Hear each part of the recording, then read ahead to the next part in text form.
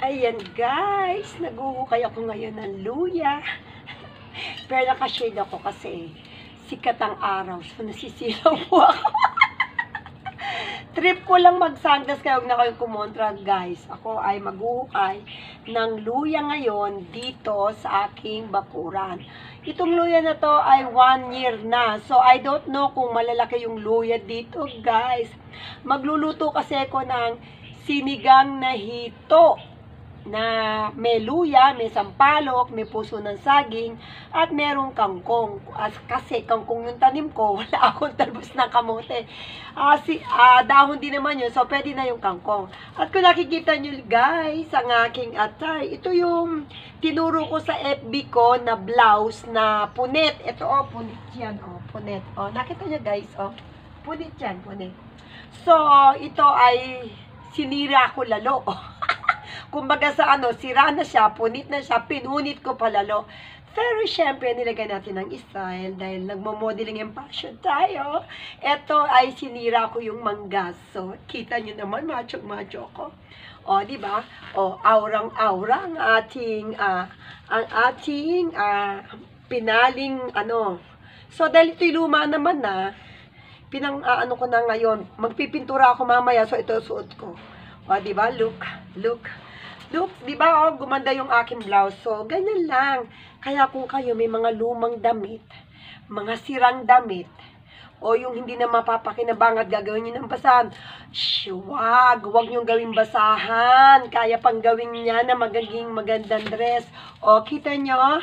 Ang ganda ng aking dress. Makikita nyo to sa FB page ko sa Winona Activities and Winona Abatino.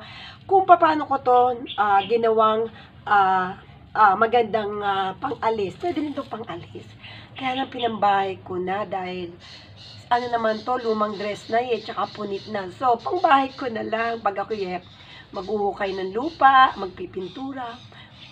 Ito na lang ang gagamitin ko. Diba? Diba? Ang cute ng aking dress. Chat!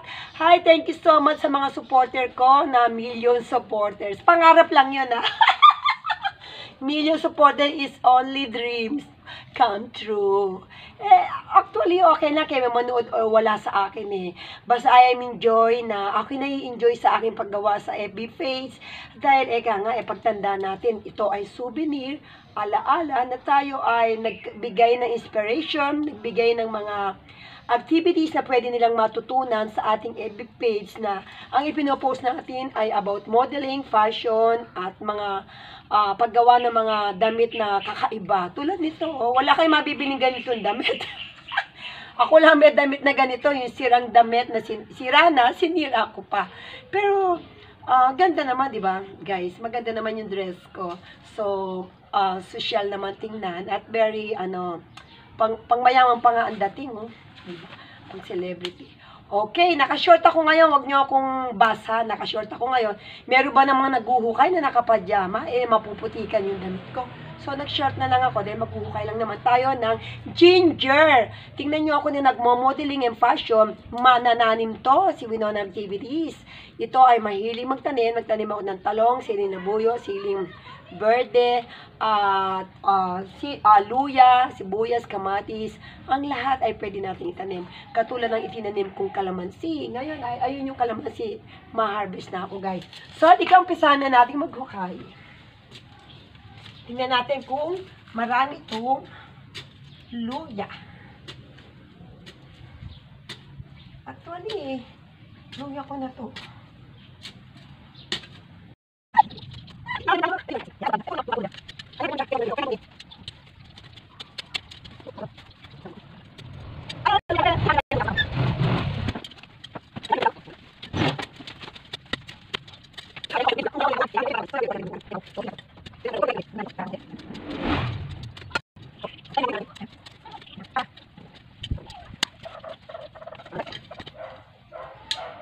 Ngayon, eto na yung na-harvest natin luya, guys.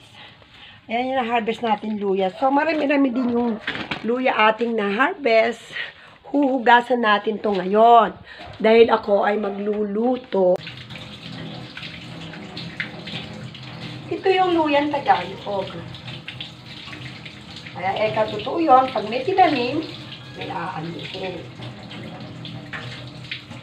Pero ito lalasa na to sa dalawang hito. Pinutol ko na. Ayan, another luya. Ito pa.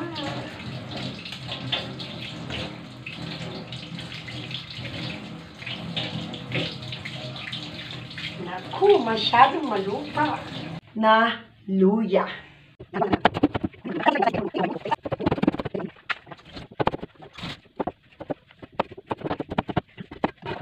Na hinarvest. Ayan po yung ating tatak na tanim ni Winona Activities na pwedeng gamitin. So, gayak tayo ng 3 tomato. Ito ay pangsigang na hito. Yung mga Tagalog dyan, kumakain ng hito. So, I don't know, yung mga ibang Pilipino, kung kumakain ng hito. Yung sinasabi nilang snake fish. Pero hindi naman siya snake eh. Mukha lang snake. Ayan. Kasi nga, kaya siya tinawag na snake face because of the head and yung itsura.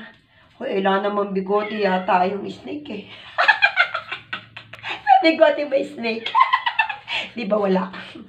So, ako sa mga tao pa tinawag na snake face tsaka yung bulig. I don't know kung kumakain kayo ng bulig. Yun ang tinatawag na dalag. So, imagine that. Ang ganda ng tawag sa dalag, ano? Meron namang, ano tawag doon? Yung dalagita. Dalagita piece. Dalag piece. Ayan, dalag yun. So, ito yung ginawa natin. So, kailangan more in kamatis para maalis yung lasa ng hito. Kasi sabi nila, malansa yung hito. So, ganito na lang. Pakukuluan na natin. Medyo konti lang. Ang pagluto ng hito ay sabay-sabay. So, ibuhos na natin yung kamatis, tomato, binuhos na natin, and ginger. Yan, ibuhos na rin natin. Of course, meron sibuyas yun. May onion. Yan. So, ito yung sinigang na hito. Masarap to guys, pero yung iba hindi kumakain. Kahit Pilipino sila, I don't know, ayaw nilang kainin yung hito. Alam na nila siguro kung bakit. Ako, basta niluto mo, malinis na yun. Patay na germs. Ayan. Isihulog na natin yung ating sibuyas. Ayan. Sabay-sabay lang to, kaya napakadaling lutuin. Siyempre, luluto mo, another hugas. Hugas pa mo. Ayan. Ito na yung hito. Ayan. Ito pa yung another pa.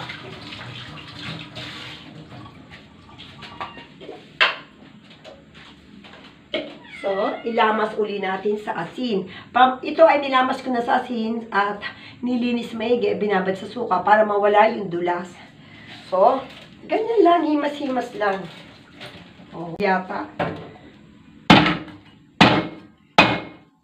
O, ayan, wala na siyang nguso.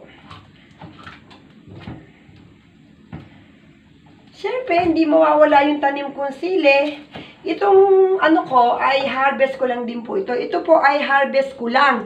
'Di ba nakikita niyo sa aking FB yung tanim kong siling marami. Ito, kumuha na naman ako ng 5. So, hindi ko pinipitas kasi malalanta. Kada magluluto ako, tsaka ako pumipitas ng siling berde. So, yung sili labuyo ko pa, medyo konti pa ang bunga. O, yung ating sinigang na hito, guys. So, masarap na masarap po ito, guys. Tikman natin. Sarap. Ayan po yung laman ng hito. Ayan, sarap na pagkaluto ng aking Grabe, sarap! Grabe, anghang. Ang anghang po nung siling birding aking tanim. Para siyang labuyo, guys. Ayan po, finished product. Finished product daw. Finished. Ayan, kulong-kulo na po. Hulog na po natin yung isda. Ayan, hulog na po natin isda. Hulog na rin po natin yung sili. Ganyan lang po kadali yan. Tapos kukuha tayo ng kangkong. Ayan. O, diba? Ayan. Ayan na po yung isda. So, kukuha po tayo ngayon ng kangkong. Ito po yung aking kalamansi na tanim. Kita nyo po, may mga bungay kalamansi ko. Oh. Daming bunga. Ayan, daming bunga. Tanim po yan. Ngayon, meron na po akong siling labuyo. Ayan, namumulaklak na yung siling labuyo. So, ngayon ay meron din akong tanim na ampalaya. So, ngayon, ito yung kangkong. Tanim ko po itong kangkong na to. Bumili po akong kangkong na pangsigang. At, kuntingin po natin. Ayan. Kangkong. Ayan. Ayan. Kuntingin po natin. So, ito ang panahog natin sa hito. Kita nyo po. Laki ng pakinabang ng ating tanim. Ayan. Ayan na yung kangkong. Kangkong pa more. So, ang mga bagay-bagay, ito ay nakatanim lang sa sa drum. Hindi ba ang kangkong namumunga yan sa tubig? So, ito tinitigma ko yung tubig. Namumunga din yan sa ayan o. Ito bagong tanim ko to, at itinanim ko, ayan o. So, kung may pinagtalbusan kayo ng kangkong at meron naman kayong paso, advice ko lang mga kababaihan na maging matalino, Diyos ko. Hindi lahat ng bagay binibili. Oh my goodness. Lahat ba ng bagay bibili nyo? Pati ba naman mga panahog na lang sa buhay Ay, joke. Mga panahog na lang sa ulam, ibibili nyo pa. Yung mga ganitong kasimple, kung kayo naman ay may paso at meron naman kayong teres, abay magtanim kayo ng kangkong. Hindi naman to gumagapang. So, paano gagapang yan? Kita nyo, naaagad sa akin. Pag nagluto ako ng sinigang na tilapia o sinigang na baboy, sinigang na bangos, abay, naaagad ko tong kangkong ko na to.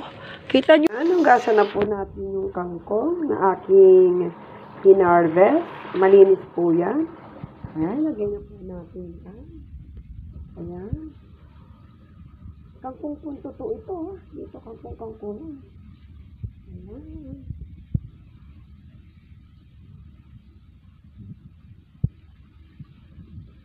Harvest. Kita nyo po guys. Ang lahat ng aking pinanangkat ay pamintanin ko yan. Ang siling verde at ang kangkong. Ayan, kita niyo po. Wala pa yung suka. Wala pa yung sampalo. So, eto, meron tayo. Actually, yung sampalo kanina, hindi ako nakapitas. Ayan.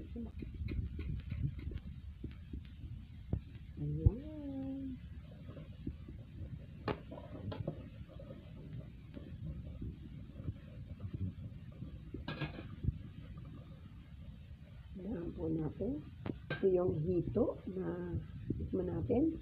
Yung ating sinigang na hito, guys. So, masarap po ito, guys. Tikman natin. Sarap. Ayan po yung laman ng hito. Ayan, sarap na pagkaluto ng aking Grabe, sarap! Grabe, anghang. Ang anghang po nung siling birding aking tanim. Para siyang labuyo, guys. Ayan po, finished product. Finished product daw. Finished